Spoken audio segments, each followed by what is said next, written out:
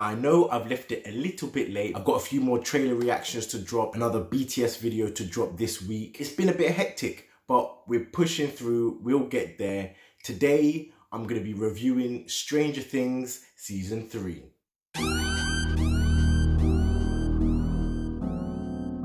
So Stranger Things 3 came out, I think, about a week and a half ago, maybe even 2 weeks ago. Hopefully not that long ago. God damn. I binged it in the first few days. I came out on the 4th of July and I finished it by the 6th. Only 8 episodes this time, but there were 8 focused, character-centric, plot-heavy episodes. It was an emotional rollercoaster from episode, I'd say maybe 3 or 4 onwards. And the first couple of episodes were set up, but I enjoyed them nonetheless. I loved seeing how much the kids had grown. I loved seeing the new dynamic of the friendship group and where other supporting characters had ended up. For example, Nancy and Jonathan were now working at the local newspaper. Joyce's pharmacy has now lost most of her customers to the new Starcourt Mall that has been built. Dustin has just come back from camp. Mike and Eleven are in the honeymoon stages of their relationship, so they're always together, constantly kissing. So the first couple of episodes that are a little bit slower, but as I said, there's a lot of character development, sets up a lot of what is to come throughout the entire season. And to be honest, I ran through those episodes so quick that it didn't even matter to me. So firstly, I just want to get this out of the way. I know there's a lot of people, a lot of reviewers, a lot of critics saying that this season may not live up to your expectations of Stranger Things, but for me personally, it delivered. I understand the problems that they had, and I did have some problems of my own with the season, which I'll get to in a little bit. But overall, I still think that this season was probably, for me, this season is better than season 2. First and foremost, everyone did an amazing job. The acting this season was at such a level that I enjoyed watching anyone on screen. Anyone. Well, Erica, the new character that we've seen in season 2, she's Lucas's sister, but she was a standout character who became a bit more prominent in the series round about episode 4-5, where she becomes really, really important and integral to the group and the plan that they're trying to hatch. She was hilarious to me. I loved her humor. I can see why people would have a problem with her because she didn't really have to be that mean, but I liked how smart she was and how grown up she was in some aspects, and then how sassy and mean she could be in other scenes. Millie Bobby Brown as 11, yet again, I don't know how she does it, but this is a rising star that I will forever defend and I'll forever back because she is a national treasure. I've never seen a child actor that can cry or show so much pain in her face on cue so intensely. It's crazy. There's certain scenes in this that I was just wrecked watching her. The scene with Hopper at the end destroyed me 100%. Not even like 1 or 2 tears, it destroyed me. And her acting was a big part of that. Mike didn't have a lot to do this season. He was probably my least favorite character in this whole season, only because he was so disrespectful. I understand he's a kid, but he was being a prick to Hopper. He didn't understand boundaries. He was being rude for no reason. I think he still resents Hopper a little bit for keeping Eleven away from him for so long. To call Hopper a piece of shit and to be whispering and giggling in his face like that. If that was me and Eleven was my daughter, he would have got the 2 pew, pew, pew, right in the chest. I could not let that slide. He would not be seeing my daughter. I would have shut that shit down. So I was happy when Hopper actually did talk to him and lay down the rules. Dustin, Steve, and the new character Robin. Oh my god, this trio. I loved them. Every scene that they had together was perfect to me. I love the chemistry between all 3 of them. The chemistry between Steve and Robin, crazy.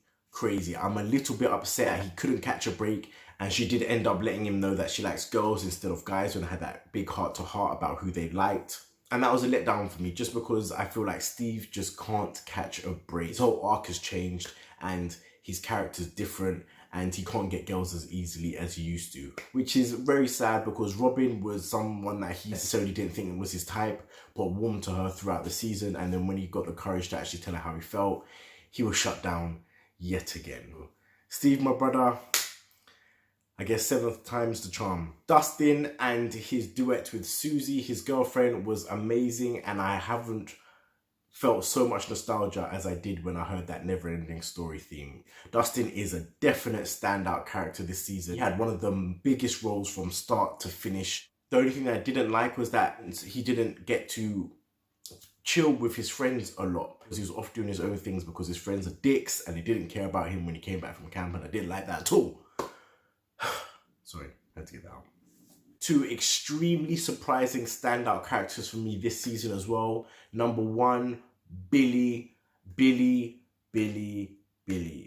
His arc was almost similar to Steve's in the sense that when we first were introduced to him, he was a dick and an asshole. But then as the seasons go on and as we learn more about him, we learn his motivation, why he is how he is. To see Billy's backstory about his mom and his dad and the abuse that went on, and then for him to sacrifice himself to save 11 at the end, it was amazing. That moment when he did die and Max was screaming his name, and the whole cinematography of the scene, the music, everything that happened, the look on his face, it just made me feel for the guy, because this was someone that you didn't really care about actively, or you actively disliked when you first saw him. The position that he's in now at the end of his story arc is completely different and completely earned. And I feel like his redemption arc was one of the best things this season. Second surprising standout character was Alexei, aka Smirnov. I've never cared so much about a supporting character you only see for about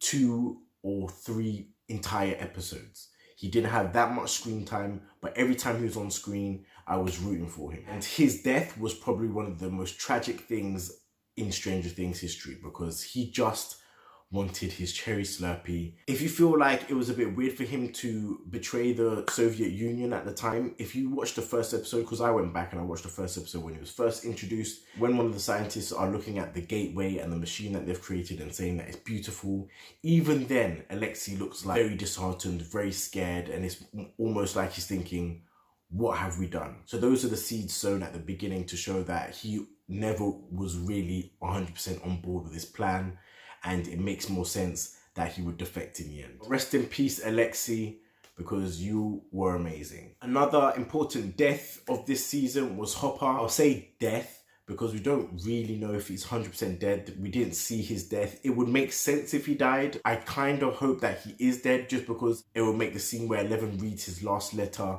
that much more impactful. But he isn't dead, and he's somehow in the Upside Down, or he was captured by the Russians who managed to disappear before the army got there. Fair play, but I feel like it would mean a lot more for the story if he was dead. I'd also love to see him come back in some shape, way or form. Those are the things that I like. So the performances by the actors, all the supporting cast and the standout character scenes and events that happened. It was a very, very emotional, a very serious season that I loved to death. There were some things that I was not happy with. I feel like the main thing that I wasn't happy with was the fact that we are still dealing with the Mind Flayer. This season didn't do much to show that the Mind Flayer was gone or defeated for good. If there's another season, we're probably going to be dealing with the Mind Flayer again, and it's getting a bit repetitive at the moment. I feel like they should explore the Upside Down a lot more than they have been doing. We still don't understand anything about it and how it links to 11. I feel like they need to explore that